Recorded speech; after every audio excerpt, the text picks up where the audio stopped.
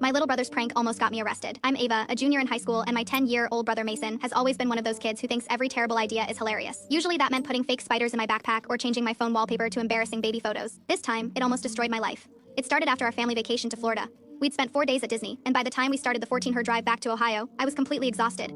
My best friend Ethan had been texting me all week asking how the trip was going, but I was too tired to even answer. The second we got on the highway, I put my headphones in and fell asleep. And when I sleep, I don't wake up for anything. Not thunderstorms, not alarms, nothing. The next thing I remember was my mom shaking my shoulder. Ava, we're home. I opened my eyes, confused. The car wasn't moving, but something felt wrong. Red and blue lights were flashing through the windows. At least a dozen police officers surrounded our SUV. My dad immediately raised his hands. My mom looked terrified. Then someone started screaming through a megaphone. Step out of the vehicle with your hands visible. My heart nearly stopped. Mason started crying beside me. What did we do? I whispered. Nobody answered. The officers pulled my parents out first. Then they opened my door. Are you Ava Parker? I nodded. My throat felt dry. Step out of the vehicle. The second I got out, they separated me from everyone else. One officer asked me a question that made absolutely no sense. Why did you call 911 and report a kidnapping? I stared at him. What? You contacted emergency services multiple times? No, I didn't. Ma'am, we have the calls. I was asleep. The officer looked unconvinced. Then he held up my phone. My stomach dropped. The call log showed multiple calls to 911. There were text messages too. Messages saying, help, I'm being held against my will. They won't let me leave the car. Please track my location. My hands started shaking because those messages had come from my phone, but I had never sent them. The officers weren't buying it. From their perspective, either I was lying or my entire family was involved in something criminal. One officer put handcuffs on me. I started crying, not because they hurt, because everyone was staring. My neighbors, kids from school, even my crush Ethan lived 2 houses away. His bedroom light was on. I knew he'd probably seen everything. I wanted to disappear. Then my mom suddenly shouted something. Wait, everyone turned. We have a dash cam. The entire drive had been recorded. The officers paused. One detective took the memory card. Then they made me sit in the back of a police cruiser while they reviewed the footage. Those 20 minutes felt like 20 years. Mason sat beside my parents crying. I sat alone wondering if my life was over. Then I saw something strange. The officers were replaying part of the video over and over, and every time they looked at it, they looked directly at Mason. Eventually one of them opened the cruiser door. Ava, you're free to go. I blinked. What? The detective pointed toward the brother. Your phone died because someone was using it while you slept. I looked at Mason. His face instantly turned pale. The footage showed him reaching in my backpack to take my phone. Then I spent almost 2 hours using it. The timestamp smashed every 911 call, every text, every message, everything. The detective knelt in front of Mason. Why did you tell dispatch you were being kidnapped? Mason burst into tears. It was a prank. My parents froze. A prank? One officer looked furious. Mason admitted some older kids at school had dared him to do it. They told him it would be funny to see if police actually showed up. So while I was asleep, he used my phone and pretended I was a kidnapping victim.